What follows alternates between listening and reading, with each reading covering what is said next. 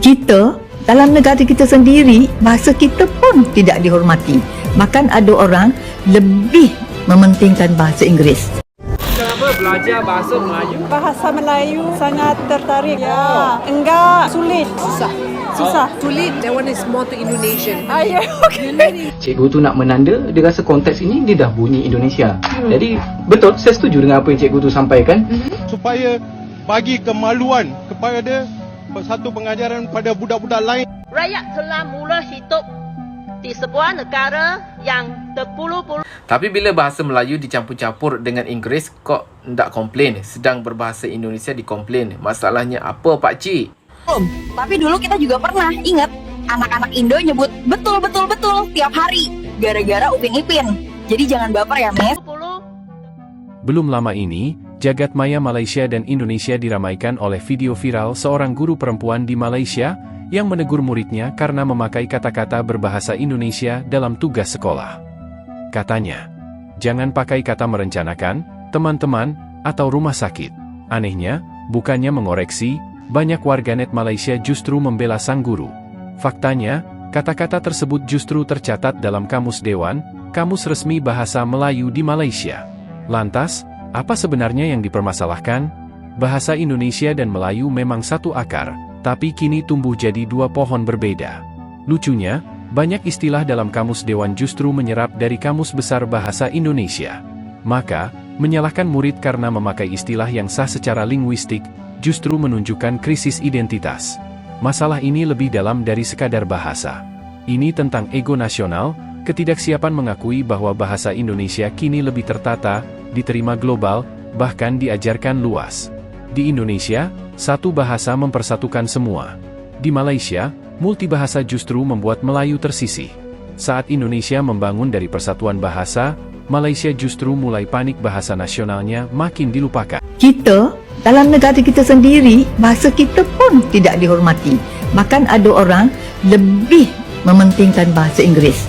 Orang Indonesia ni berbangga dengan bahasa Indonesia baku.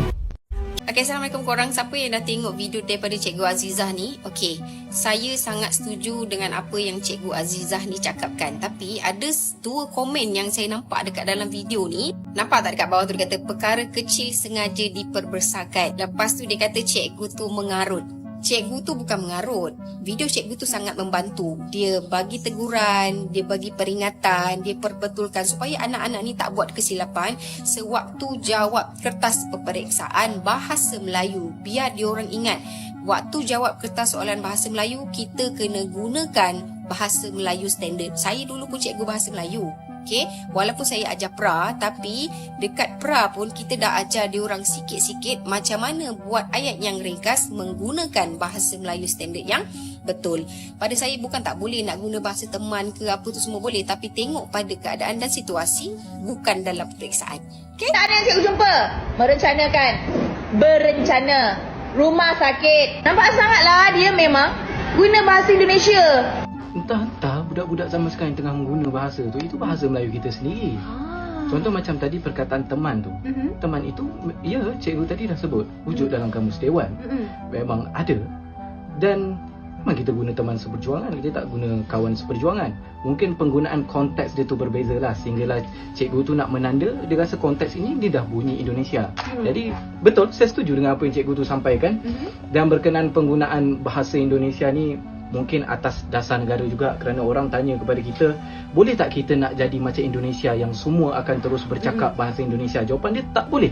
Kita takkan boleh buat rakyat kita semua ni bercakap bahasa Melayu. Saya cakap memang tak boleh. Sebab negara kita dibina atas dasar integrasi.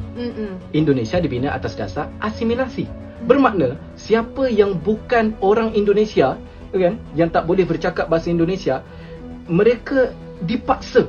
Sebab itu kalau kita lihat muka Jawa tapi nama Cina. Nama Cina. Tapi kalau kita di Malaysia integrasi, kamu boleh terus amalkan apa fahaman kamu, kamu boleh terus bercakap dalam bahasa kamu.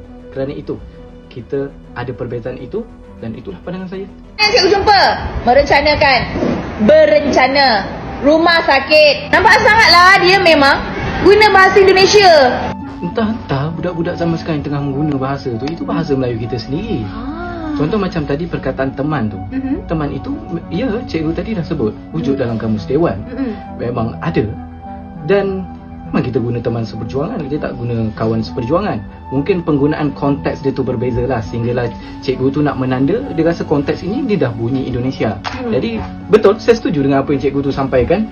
Dan berkenaan penggunaan bahasa Indonesia ni mungkin atas dasar negara juga, kerana orang tanya kepada kita, boleh tak kita nak jadi macam Indonesia yang semua akan terus bercakap bahasa Indonesia? Jawapan dia tak boleh. Kita takkan boleh buat rakyat kita semua ni bercakap bahasa Melayu. Saya cakap memang tak boleh. Sebab negara kita dibina atas dasar integrasi. Indonesia dibina atas dasar asimilasi. Bermakna siapa yang bukan orang Indonesia, kan, yang tak boleh bercakap bahasa Indonesia, mereka dipaksa. Sebab itu kalau kita lihat muka Jawa tapi nama Cina. Nama Cina. Tapi kalau kita di Malaysia integrasi, kamu boleh terus amalkan apa fahaman kamu, kamu boleh terus bercakap dalam bahasa kamu. Kerana itu kita ada perbezaan itu, dan itulah pandangan saya. Tapi bila bahasa Melayu dicampur-campur dengan Inggeris, kok ndak komplain, sedang berbahasa Indonesia dikomplain. Masalahnya apa, Pak Cik? Semua negara di dunia ini mempunyai bahasa kebangsaannya yang tersendiri. Di Malaysia, Perkara 152 menetapkan bahawa bahasa Melayu merupakan bahasa kebangsaan di Malaysia. Bahasa Indonesia merupakan bahasa kebangsaan di Indonesia yang dituturkan oleh warga Indonesia. Dalam sistem pendidikan di Malaysia ini, bahasa Melayu dan juga bahasa Inggeris merupakan mata pelajaran teras yang wajib dikuasai oleh semua pelajar di Malaysia. Bahasa Indonesia boleh digunakan di Indonesia bila kami ke Indonesia seperti Jakarta, Surabaya, Bandung, Aceh dan sebagainya. Adalah seharusnya menjadi kewajipan kepada warga Indonesia yang bekerja di Malaysia bertutur menggunakan bahasa kebangsaan Malaysia, iaitu bahasa Melayu. Faham tak, Mak Cik? Hei bro, dengerin baik-baik. Kita sebagai orang Indonesia tidak pernah memaksa orang dari luar Indonesia untuk bisa berbahasa Indonesia ketika mereka datang ke Indonesia. Ya, tidak pernah memaksa. Mereka bebas menggunakan bahasa mereka. Ya. Sedangkan kita yang asli orang Indonesia aja yang tinggal di daerah, kita sehari-hari aja menggunakan bahasa ibu atau bahasa daerah, bahasa sehari-hari kita. Tapi ketika kita di sekolah, kita diajarin bahasa Indonesia, tapi kita orang Indonesia. Kita orang Indonesia tinggal di daerah, tapi ketika kita pergi ke kota atau di luar dari daerah kita menggunakan bahasa Indonesia. Apalagi ketika kita ke luar negeri, ketemu sesama Indonesia. Oh, bangga banget. Kita di Indonesia itu Bhinneka Tunggal Ika, paham? Di Indonesia juga ada kok orang-orang yang nggak bisa menggunakan bahasa Indonesia, seperti orang tua dulu. Karena mereka nggak sekolah, mereka keseringan menggunakan bahasa sehari-hari mereka atau bahasa daerah, akhirnya mereka nggak bisa bahasa Indonesia, tapi mereka mengerti. Ketika kita bicara bahasa Indonesia, mereka jawab dengan bahasa daerah mereka.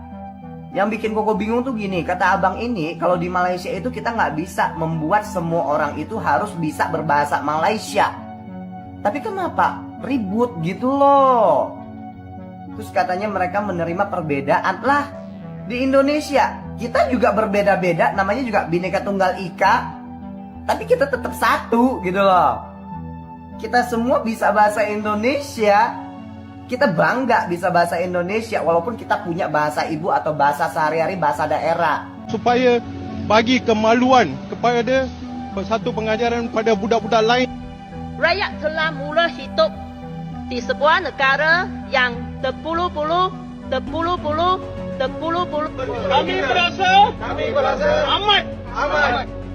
Kami merasa amat memalukan, telah memberi satu kemaluan kepada kami,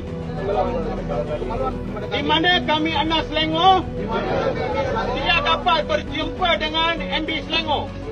Kalau saya ada kuasa, saya akan kata Anda tidak mampu berbahasa Melayu, sebenarnya Anda tidak layak menjadi warga negara. Katanya anak-anaknya jawab ujian kayak lagi nonton FYP Indo. Contohnya, nih, saya pusing, capek, Miss. Lah ini ulangan atau tweet anak Jaksel? Katanya sih, gara-gara anak Malaysia nontonnya TikTok Indo terus. Konten lucu, bahasa nyantai, ekspresi dapet. Ya, FYP lebih kuat dari kurikulum. Tapi dulu kita juga pernah, inget, anak-anak Indo nyebut betul tiap hari. Gara-gara Upin Ipin. Jadi jangan baper ya, Miss. Netizen Malaysia, panik. Netizen Indonesia, bangga tapi ngakak. Karena sekarang kita yang nyelip ke FYP orang. Bahasa itu dinamis. Sekarang baper dipakai di 4 negara. Ini bukan sekadar bahasa, ini ekspor budaya lewat FYP. Minum teh tarik sambil scroll TikTok, lama-lama lidahnya jadi Indo juga. Itu bukan sabotase, itu algoritma. Sayang sang murid Malaysia jawab ujian pakai kata capek, kesel banget, Miss. Tenang Bu, ini bukan penjajahan budaya kok, Beh. Cuma efek TikTok yang lebih konsisten dari guru les. Bahasa boleh ketularan lewat FYP, tapi logika juga harus ikut. Share video ini sebelum semua murid jawab ujian pakai kesel banget, Miss. Inilah saatnya bercermin, bukan menyalahkan. Bahasa seharusnya menyatukan, bukan memecah. Jika ingin dihormati dunia, rawatlah bahasa sendiri, bukan sibuk menyalahkan pengaruh dari negeri tetangga.